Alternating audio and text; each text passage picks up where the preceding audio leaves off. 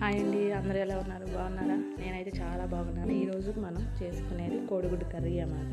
ఈ కర్రీ ఎంతో సింపుల్గా ఈజీగా ట్రై చేద్దాము, చూద్దాము. లేట్ చేయకుండా వీడియోలోకి వెళ్ళిపోదాము.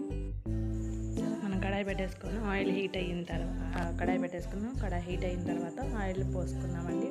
2 టేబుల్స్ ఆయిల్ వేసుకుందామండి. మన వీడియోస్ చూస్తున్నారు కానీ లైక్ చేయట్లేదు అండి. లైక్ చేస్తేనే కానీ ఇంకొంచెం మందికి రీచ్ అవుతుంది. మన ఛానల్లో హెయిర్ కేర్ వీడియోస్ కూడా వస్తూ ఉంటాయి. మన ఛానల్ తప్పకుండా లైక్ చేసి సబ్స్క్రైబ్ చేయండి. ప్లీజ్ సపోర్ట్ మీ. ఇప్పుడు 2 టేబుల్స్ ఆయిల్ వేసుకున్నాను కదా, నేను మీడియం సైజ్ ఆనియన్స్ తీసుకొని కట్ చేసుకున్నానండి. 2 మీడియం సైజ్ అయితే సరిపోతాయి. అవి కొంచెం గోల్డెన్ బ్రౌన్ కలర్లోకి వచ్చిన తర్వాత మిగతా ప్రాసెస్ చూద్దాము.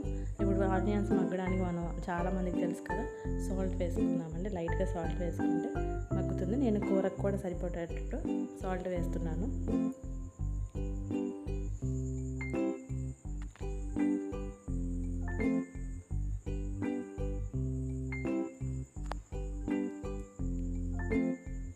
ఆ తర్వాత కొంచెం పసుపు కూడా వేసుకుందామండి. కొంచెం తిప్పేసేసుకొని మగ్గనిద్దామండి. మీడియం ఫ్లేమ్లో పెట్టుకొని మగ్గనిచ్చుకున్న తర్వాత దగ్గర ఉండాలి, లేదంటే మాడిపోతుంది. అది కూడా ఉల్లిపాయలు మగ్గిపోయిన తర్వాత ఇప్పుడు నేను 4 గుడ్లు ఆల్రెడీ ఉడకబెట్టి పెట్టుకున్నాను. ఆ 4 ఎగ్స్ కూడా దాంట్లో వేసేసుకున్నామండి.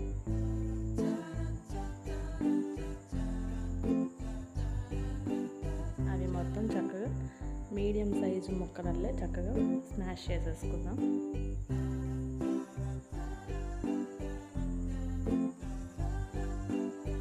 అవి కొంచెం ఒక 2 మినిట్స్ అలా మగ్గిన తర్వాత దాంట్లో కొంచెం సాల్ట్ అట్లా వెళ్తుంది అన్నమాట ఆ ఎగ్లోకి. అవి కొంచెం మగ్గాలండి, ఫ్రై అవ్వాలన్నమాట.